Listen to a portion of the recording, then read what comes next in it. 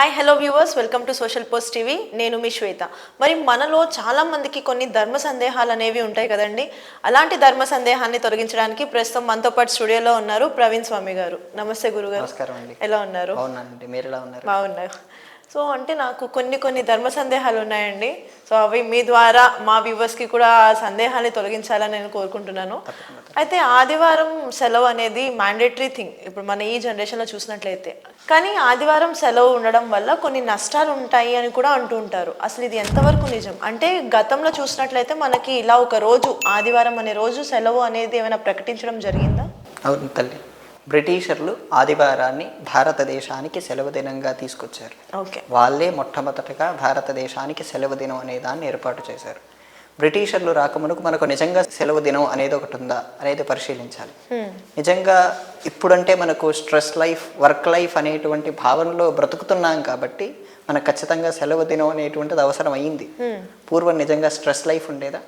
లేదు. కానీ వాళ్ళకు కూడా సెలవు దినాలంటూ ఉండేవి తల్లి.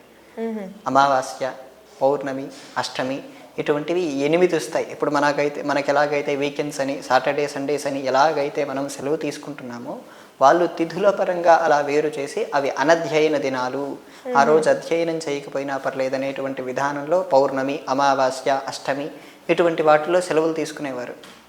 అందులో నన్ను అడిగితే ఇంకా వాళ్ళకు సెలవు అవసరం లేదమ్మా.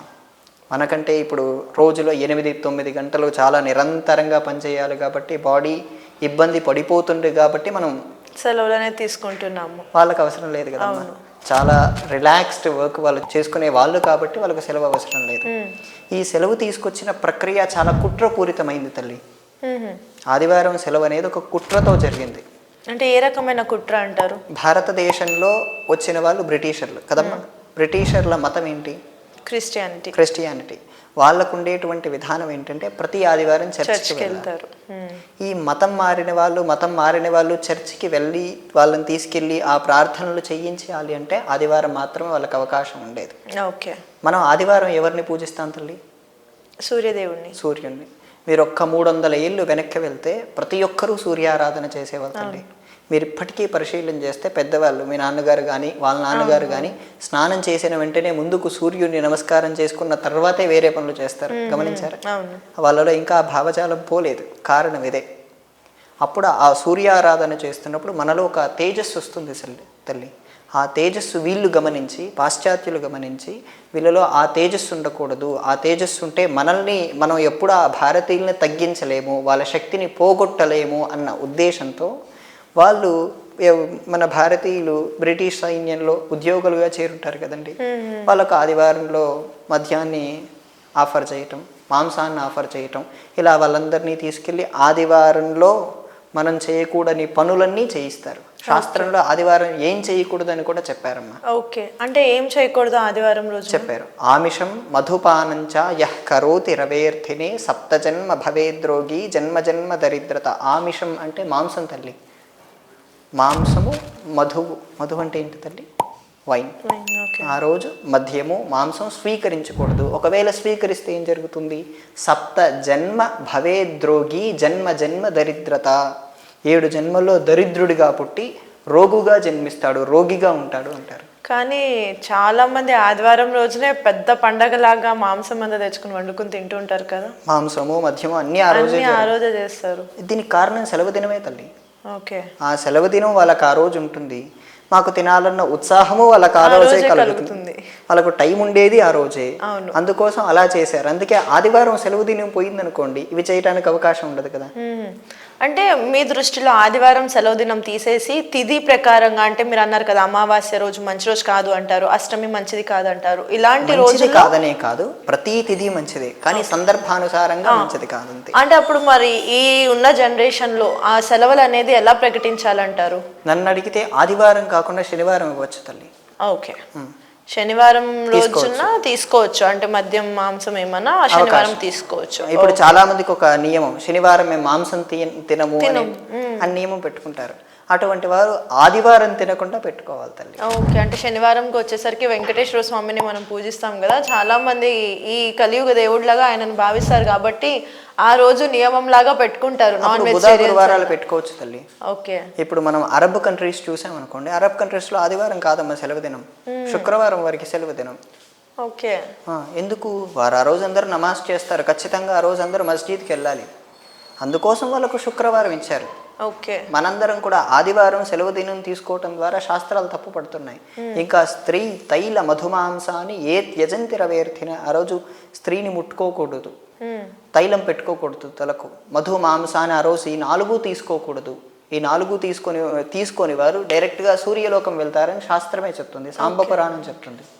మనం ఆ రోజు అవన్నీ తీసుకోవటం ద్వారా డైరెక్ట్గా మనలో ఉండే తేజస్సు పోగొట్టుకుంటున్నాం. తేజస్సు అంటే తెలుసు కదమ్మా, ప్రతి ఒక్కరికి ఆరా అనేది ఉంటుంది. ఆ కాంతి క్షేత్రంలో ఉండేటువంటి ఆ శక్తిని మనం తగ్గించుకొని మనల్ని మనం తగ్గించుకుంటున్నాం. ఆ రోజు మాంసం తినడం ద్వారా ఇదే వస్తుంది, మద్యం తాగడం ద్వారా ఇదే వస్తుంది. దీనంతటినీ బ్రిటిషర్లు ఈ ఉద్యోగులుగా చేరినటువంటి భారతీయులను అలా అలవాటు చేయటం ద్వారా వాళ్ళందరూ అదే ఆ బానిసత్వంలోకి వచ్చారు తల్లి. దీన్ని మనం సాంస్కృతిక బానిసత్వం అంటారు. 1947 ఆగస్టు 15న మనకు స్వాతంత్రం వచ్చింది కదమ్మా. దాన్ని ఎలాగైతే మనం బ్రిటిషర్ల నుంచి మన దేశాన్ని మనం రక్షించుకున్నామో, మనం తెచ్చుకున్నామో, ఇటువంటి బానిసత్వాన్ని కూడా వదిలేసి, దీని గురించి మోదీ కూడా మాట్లాడారమ్మా మొన్న మార్చి ఫిబ్రవరి ఆ ప్రాంతంలో, ఆదివారం మన సెలవు దినం కాదని చెప్పి స్వయంగా మోదీయే మాట్లాడారు. ఓకే, అంటే ఇప్పుడు గవర్నమెంట్ కూడా ఇలాంటి శాస్త్రాల్లో ఇన్వాల్వ్ అయి ఉంది కాబట్టి ఇవేమైనా మార్చే అవకాశాలు ఉంటాయా మరి? అది మనం చెప్పలేం తల్లి. మనం మార్చాలనే ప్రయత్నంలో మనం చెప్పాలి మన ఉద్దేశం ఏంటి, శాస్త్రాల ఉద్దేశం ఏంటి, ఆదివారం సెలవు దినం ఉండకూడదన్న ఉద్దేశం చెప్పాలి ఖచ్చితంగా. మీరు గుజరాత్ వంటి ప్రాంతాలు వెళ్తే తల్లి, ఆదివారం ప్రతి ఒక్కరు ఉపవాసం చేస్తారు. ఓకే, గుజరాత్కి మరో పేరుంది తల్లి, తెలుసా? సౌరాష్ట్రం అంటారు. ఎందుకని? సౌరాష్ట్రం అంటే సూర్యుడిని ఆరాధించే రాష్ట్రం అని అర్థం. ఓకే, వాళ్ళు ప్రతిరోజు సూర్యుడిని ఆరాధిస్తారు. ప్రత్యేకించి ఆదివారం వచ్చేసరికి విపరీతంగా సూర్యారాధన చేస్తారు. అందులో సూర్యారాధనలో మొట్టమొదటి వాడు కర్ణుడు తల్లి. కర్ణుడు విపరీతమైన సూర్యారాధన చేసేవాళ్ళు. అంటే ఇవి మీరు చెప్పినట్లుగా ఆదివారం ఇవి ఏవైతే చేయకూడని పనులు మనం పాటిస్తామో దానివల్ల మన గ్రహాలు కానీ గోచారాలు అంటారు కదా, అంటే మన డైలీ రొటీన్, మన రాత ఏమైనా మారే అవకాశం ఉంటుందంటారా? ఇక్కడ ఆ శ్లోకంలోనే కింద లైన్ చెప్పారమ్మా, స్త్రీతై ఆమిషం మధుపానంచ యః కరోతి రవేర్థినే. మద్యము మాంసం ఆ రోజు తీసుకోవటం ద్వారా 7 జన్మ భవేద్రోగి, 7 జన్మలు భవేద్రోగి, 7 జన్మలు రోగిగా పుడతారు అంటున్నారమ్మా. జన్మ జన్మ దరిద్రత, జన్మ జన్మలోనూ ఆ దరిద్రం అంటుకుపోతుంది. మీకు ఈ జన్మలో అది కనపడకపోవచ్చు వెంటనే. ఇప్పుడు మీరు ఇప్పటికిప్పుడు పెయిన్ కిల్లర్ వేసుకున్నారమ్మా, మీకు అది తెలుస్తుందా? వెంటనే తెలియదు, కొద్దిసేపు టైం తీసుకుంటుంది కదా. ఇది కూడా అంతేనమ్మా, కర్మ కూడా యాక్షన్కి టైం తీసుకుంటుంది. అది కానీ యాక్షన్ చూపించడం ప్రారంభమైతే అది కొనసాగుతూనే ఉంటుంది. ఓకే గురువుగారు, ధన్యవాదాలు.